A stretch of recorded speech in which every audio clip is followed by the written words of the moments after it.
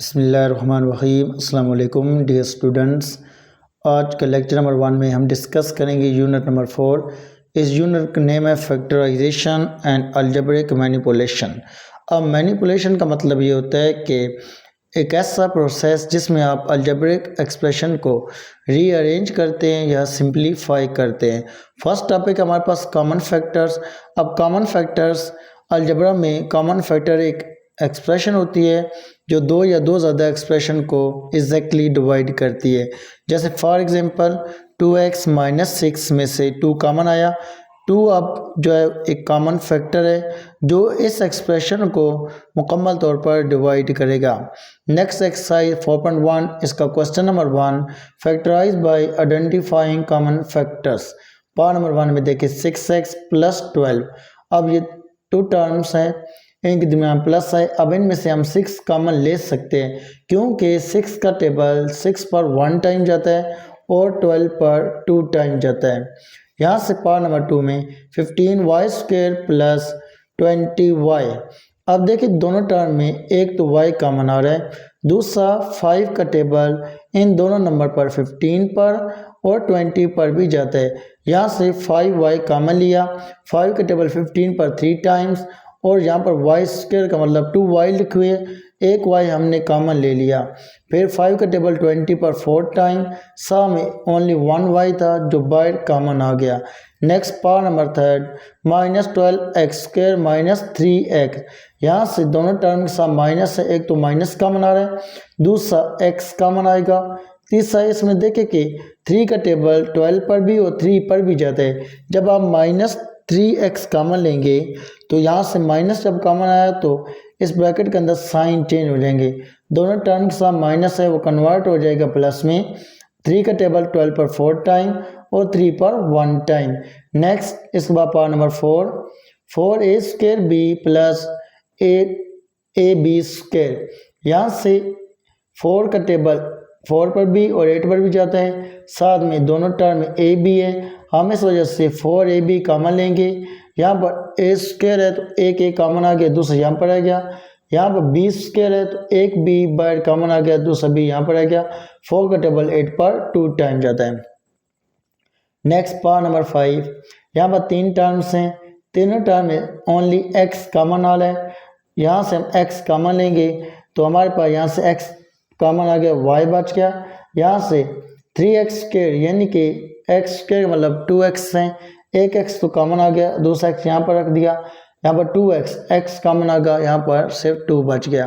Next part number 6, यहाँ पर 3 terms हैं, तीनों टर्म्स में एक तो 3 का टेबल तीनों टर्म पर जाता है, इसके अलावा a b तीनों टर्म में आ रहे हैं। हम 3ab कॉमन लेंगे, सिंप्लीफाई करेंगे।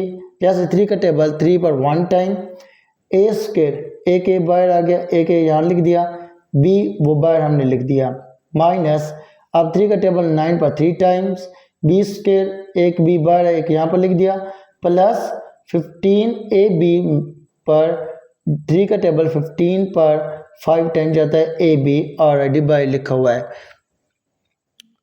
Next question number 2 factorise. अब इसका पार्ट नंबर 1 में देखिए कि आपके पास 5 जो है वो दोनों में से कॉमन आ रहा है क्योंकि 5 का टेबल 15 पर 3 टाइम्स जाता है। जब देखें हमारे पास दोनों फैक्टर एक दूसरे से मुख्तलिफ हों तो हम इनकी जो शेप है वो रेक्टेंगल शेप बनाते हैं। एक साइड पर उधर हम एक फैक्टर लिख देते हैं, दूसरी साइड पर दूसरा फैक्टर लिख देते हैं।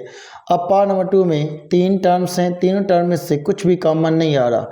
जब कॉमन ना आ रहा हो तो इसका आप क्या करें, जो मिड टर्म है उसको ब्रेक करें। अब हमने मिड टर्म को ब्रेक करना है, यहाँ पर 4x है, हमें दो ऐसे नंबर चाहिए जिनको मल्टीप्लाई करें तो 3 आए, उन्हीं दो नंबरों को प्लस करें या माइनस करने से 4 बने। जैसे यहाँ पर मैंने 4x की जगह लिख दिया 3x प्लस 1x, यानी 3 + 1 4x हो गया।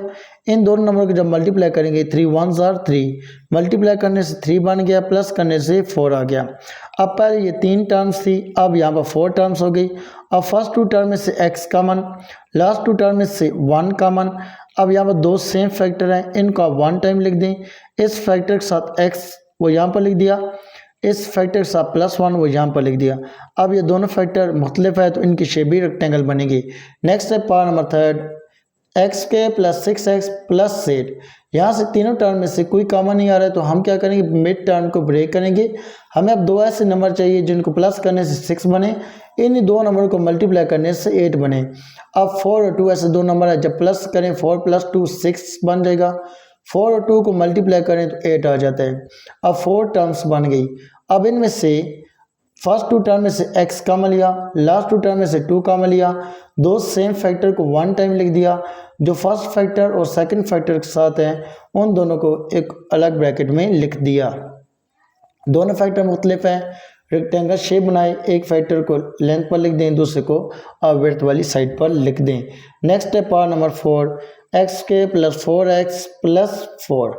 अब इसमें भी आप मिड टर्म ब्रेक करें, 2x प्लस 2x यानी 4x हो गया, 2 मल्टीप्लाई 2 4 हो गया। फर्स्ट टू टर्म में से x common, last two term में से 2 कॉमन। यहाँ पर ये दोनों फैक्टर आए, दोनों सेम है। जब दोनों फैक्टर सेम हो तो इनकी शेप स्क्वायर बनती है, क्योंकि स्क्वायर में हर साइड इक्वल होती है। उम्मीद है कि ये आपको अच्छी तरह समझ आ गए होंगे। अब आपके ज़िम्मे है कि आपने इनकी अच्छी तरह प्रैक्टिस करें। अल्लाह हाफिज़।